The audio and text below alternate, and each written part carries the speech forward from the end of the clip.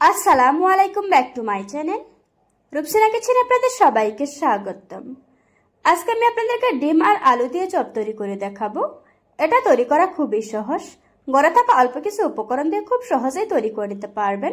এই নাস্তাটা বড় থেকে ছোট সবাই অনেক বেশি পছন্দ করবে। চলুন তাহলে দেখে নেওয়া যাক। ডিম আলুর চপ তৈরি করার জন্য এখানে আমি দুটো সিদ্ধ আলু গ্রেট করে নিয়েছি। আপনারা চাইলে হাত দিয়ে ম্যাশ করেও নিতে পারবেন। এবার এর মধ্যে দিয়ে দিচ্ছি 1 চা চামচ চাট মশলা, দিয়ে দিচ্ছি 1 চা চামচ শুকনো মরিচের গুঁড়া, দিচ্ছি স্বাদ মতো লবণ। এখন আমি মশলাগুলি আলুর সাথে খুব ভালোভাবে মিশিয়ে নেব। এই কাজটা চামচ দিয়েই করতে হবে, তা না হলে আলু থেকে পানি বের হয়ে যাবে। মেশানো হয়ে গিয়েছে, এখন এটাকে একটা সাইডে রেখে দেব।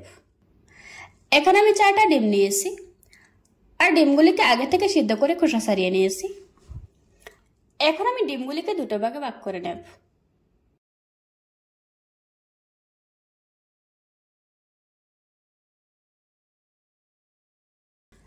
ডিমগুলি কেটে নেওয়া হয়ে গিয়েছে, এখন এগুলিকে একটা সাইডে রেখে দেব।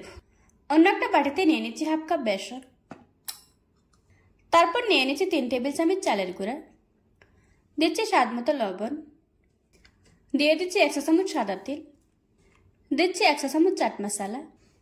এখন সবকিছু ভালোভাবে মিশিয়ে নেব। মেশানো হয়ে গিয়েছে, এবার অল্প অল্প পানি দিয়ে একটা ব্যাটার তৈরি করে নেব।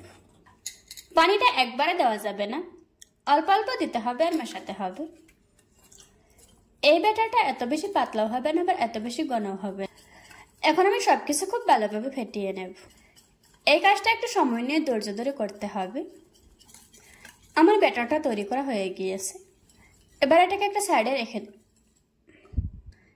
এখন এখান থেকে সামান্য একটু মিশ্রণ নিয়ে হাত দিয়ে এভাবে করে চেপে চেপে তারপর এরকম চ্যাপটা করে দিচ্ছি।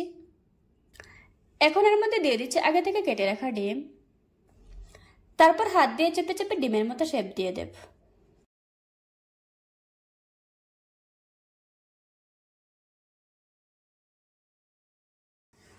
আমার ডিম চপটা বানানো হয়ে গিয়েছে, এভাবে করে আজকে আমি সবগুলি রেডি করে নেব।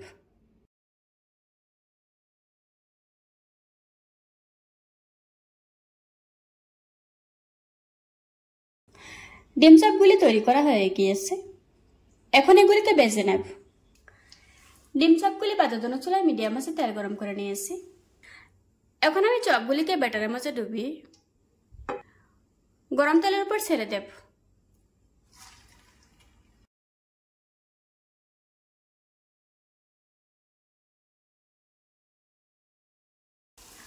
সবগুলি চপ ছেড়ে দেওয়ার পর চুলার আঁচ মিডিয়ামে রাখতে হবে।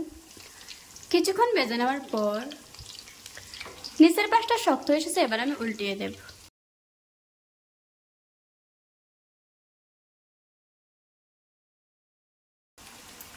একটু পরপর উল্টিয়ে পাল্টিয়ে খুব ভালোভাবে ভেজে নিতে হবে।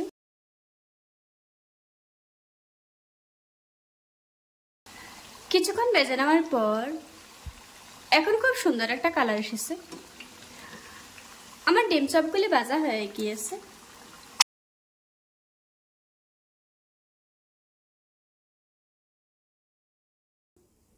এবার আমি তেল ঝরিয়ে একটা প্লেটে তুলে নেব। এভাবে করে আজকে আমি সবগুলি চপ ভেজে নেব। দেখুন বন্ধুরা, আমার ডিম চপগুলি বানানো হয়ে গিয়েছে। একটা কেটে আপনাদের সাথে শেয়ার করছি। আশা করছি আজকের এই সহজ রেসিপিটা আপনাদের কাছে ভালো লাগবে। ভালো লাগলে আমার চ্যানেলটা সাবস্ক্রাইব করে পাশে থাকা বেল বাটনটি অন করে রাখবেন। আবারও কথা হচ্ছে নতুন কোনো ভিডিওতে। ততক্ষণ সুস্থ থাকবেন, ভালো থাকবেন। আল্লাহ হাফেজ।